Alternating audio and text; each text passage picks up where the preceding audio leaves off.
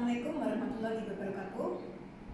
Terima kasih pada ibu-ibu peserta kader Aisyah di Taman Tirta Utara. Pada kesempatan kali ini, perkenalkan saya Dr. Anggita dari UMY Universitas Muhammadiyah Jogja dan untuk bekerja di Rumah Sakit PKA Muhammadiyah Gamping.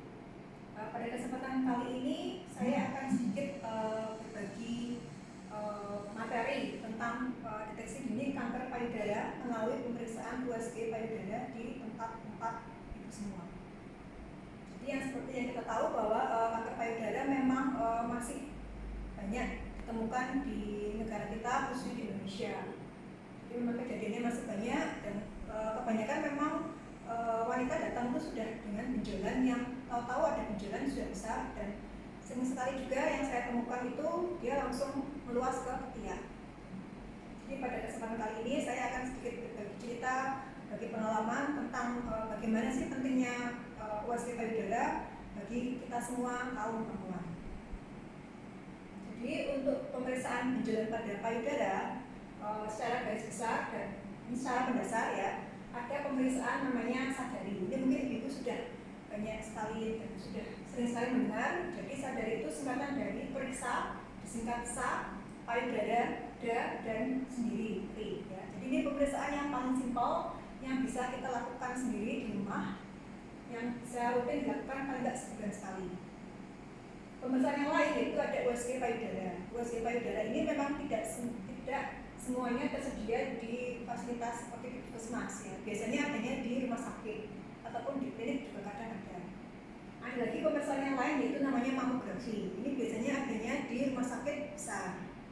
Ya, jadi untuk pemeriksaan antara USG payudara dan mamografi ini sebenarnya saling melengkapi ya. Jadi tidak bisa saling menggantikan. Oke. Tapi untuk kesempatan kali ini saya akan menerangkan tentang yang USG payudara.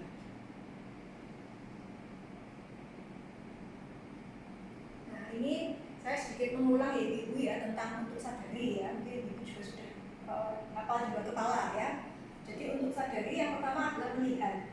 Jadi kita berdiri di depan kaca, kita melihat bagaimana sih sebenarnya payudara kita. Apakah ada perbedaan antara kanan dan kiri, simetris atau tidak? Lalu kita lihat misalnya putingnya itu ada yang tertarik ke dalam atau tidak. Ya, ini simpel sekali. Jadi kita cuma bercermin pada kaca aja.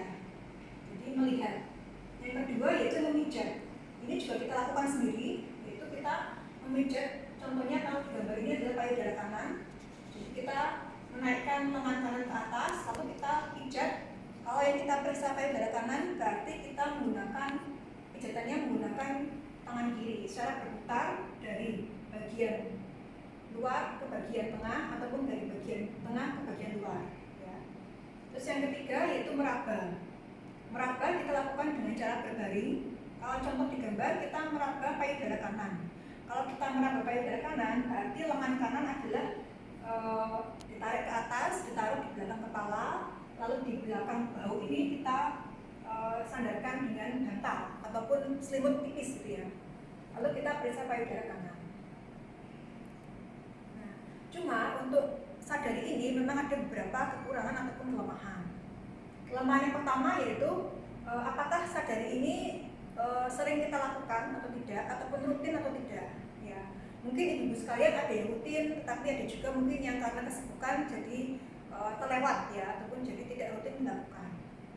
Selain itu, sadari ini jadi untuk payudara yang berukuran besar memang jadi kurang sensitif ya. Jadi misalnya ada payudaranya kebetulan ukurannya besar, tapi ternyata ada benjolan yang kecil, mungkin benjolannya cuma sekitar setengah senti ataupun 1 senti, itu bisa tidak teraba ya. Selain itu juga memang sering sekali karena dia mungkin tebal atau besar dan kebetulan letak benjolannya itu di dalam, jadi tidak di permukaan, itu kita akan kesusahan dari pemeriksaan sadari, atau mungkin dari teknik pemeriksaan sadari yang kurang tepat itu juga bisa.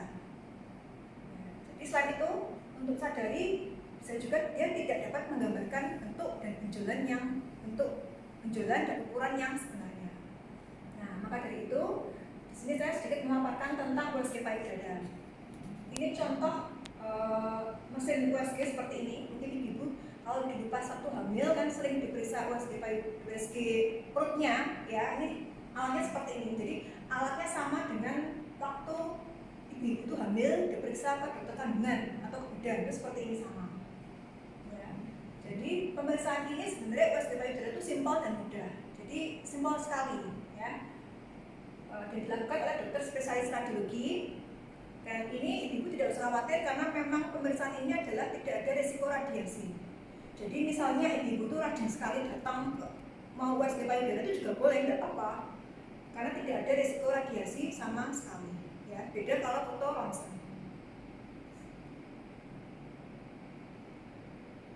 Nah, ini selanjutnya untuk USG payudara sendiri, ya. Jadi untuk USG kita dapat melihat ada tidaknya benjolan. Misalnya ibu datang ke rumah sakit gitu ya, merasa adanya benjolan. Nah, kita kan nggak tahu secara faktanya itu benar-benar ada benjolan atau kita hanya merasa saja. Nah, dengan USG kita bisa melihat benar nggak sih ada nggaknya benjolan seperti itu. Atau mungkin ibu datang cuma dengan nyeri payudara saja.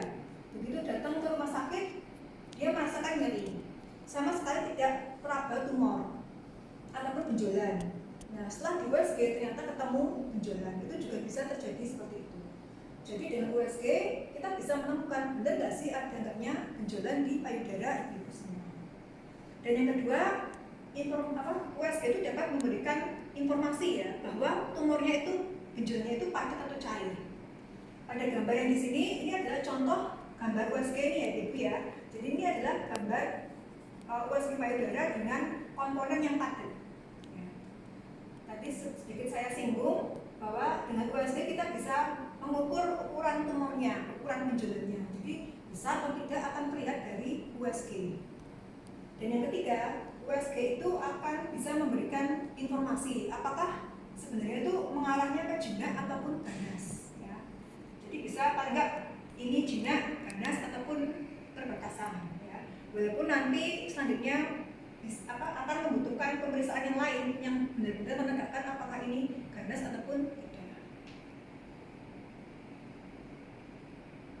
Lalu kapan sih sebenarnya USG payudara ini sebaiknya kita lakukan?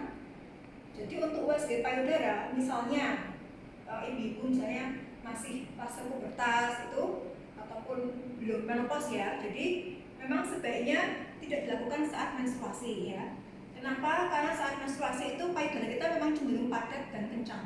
Ya, jadi misalnya ada tumor atau apa benjolan, nanti biasanya kita USG ulang saat tidak menstruasi. Jadi ini bisa menimbulkan mispersepsi saat USG ketika kita USG saat hasilnya menstruasi. Jadi memang baiknya tidak saat menstruasi. Terus yang kedua, bila ibu-ibu itu sebenarnya tidak ada keluhan di payudara, tidak ada nyeri, tidak ada timbul benjolan, ya.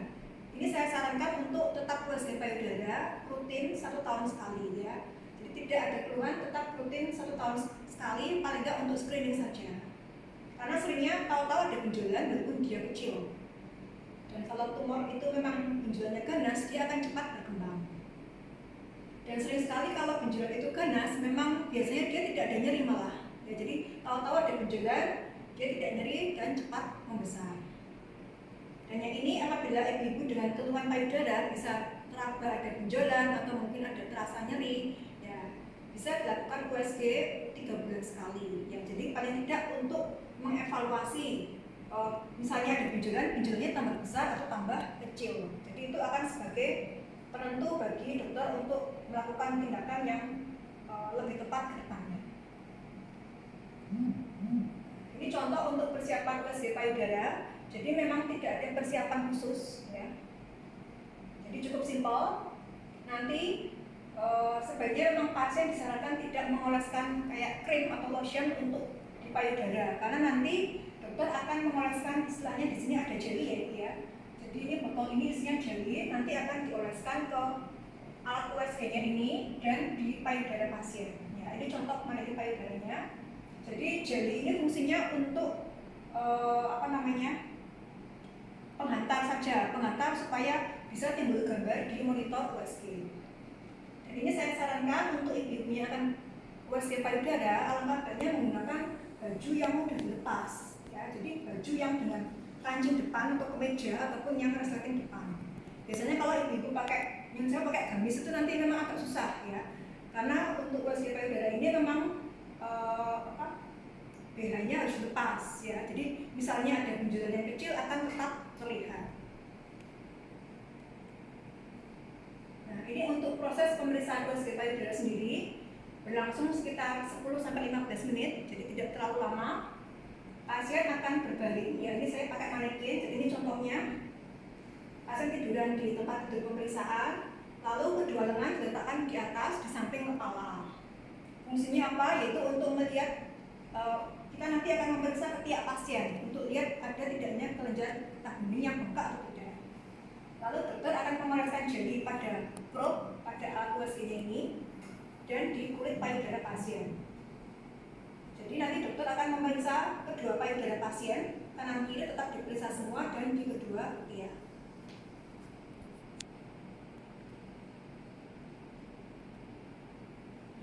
Lalu apa sih sebenarnya yang harus kita lakukan ketika ada benjolan di payudara ataupun ada merasa nyeri di payudara? Setiap keluhan adanya benjolan di payudara ataupun nyeri di payudara, terlebih lagi pas bukan saat menstruasi, memang wajib dilakukan pemeriksaan USG. Ya, jadi kalau yang sering ditemui ya di masyarakat kita adalah ada benjolan, lalu mereka periksa ke fasilitas kesehatan terdekat. Biasanya diobati pakai antibiotik atau obat penghilang nyeri. Ya memang nyerinya hilang. Untuk nyerinya memang hilang sementara, tetapi itu sebenarnya tidak mengobati, istilahnya tidak mengobati penyebab pastinya, ya. Karena tidak dilakukan USG, jadi hanya berdasarkan ini saja. Apa misalnya ada benjolan, kan kita nggak tahu benjolannya betul tumor ataupun tidak, ya. Jadi sebenarnya benjolan itu tidak diobati dulu dengan antibiotik ataupun obat penghilang nyeri. Tapi alangkah baiknya kita memang melakukan USG dulu. Jadi dari USG payudara ini ya, baru bisa diambil keputusan apakah ini memang benjolan yang harus diambil atau benjolan yang bisa diobati dengan antibiotik. Jadi memang yang sering salah kaprah adalah di sini memang pasien datang langsung dikasih obat, nanti pulang. Nanti 6 bulan lagi dia akan merasakan benjolannya kok membesar, ternyata itu adalah tumor atau benjolan yang ke arah ganas. Biasanya seringnya seperti itu kalau di masyarakat kita. Jadi di sini saya menekankan pentingnya USG dulu, baru diobati atau dilakukan tindakan. Nah ini sedikit saya tambahkan untuk ciri-ciri kanker payudara. Ya, apabila ibu mungkin yang paling simpel memang sadari ada perubahan tekstur di kulit payudara, ataupun ada kulit yang melakup ke dalam, ataupun puting yang melakup ke dalam, ataupun ada keluar cairan dari puting, dalam artian bukan saat menyusui ya, atau keluar cairan ada darahnya, dari puting ada keluar darah, ataupun ada benjolan di ketiak, ataupun memang teraba ada benjolan di payudara ya. Kadang memang benjolan itu teraba dari luar atau bisa juga tidak teraba. Maka segera lakukan pemeriksaan USG payudara. Nah setelah di USG baru kita bisa tahu apakah tindakan selanjutnya. Maka kita harus konsultasi ke dokter apakah benjolan tersebut bisa diambil atau hanya diobati saja. Jadi di sini saya sarankan untuk ibu-ibu semua di sini untuk jangan menunda pemeriksaan USG payudara. Semakin cepat terdeteksi suatu benjolan akan semakin baik terapinya tentunya. Jadi semakin dini kita mengobati suatu tumor atau benjolan yang ukurannya masih kecil, maka tentunya pengobatan ataupun tindakan itu akan seoptimal mungkin, sehingga akan memberikan hasil yang baik bagi pasien dan dokternya pun juga merasa puas. Ya. Nah, terima kasih. Ini atas perhatiannya Ibu, semoga bermanfaat. Ya, di sini saya tekankan bahwa bersama kita bisa bahwa dengan kerjasama yang baik antara ibu-ibu semua di sini dengan tim fasilitas kesehatan di puskesmas dan rumah sakit tentunya akan tercipta kehidupan yang harmonis ya untuk penanganan tumor payudara di sini. Terima kasih atas perhatiannya. Assalamualaikum warahmatullahi wabarakatuh.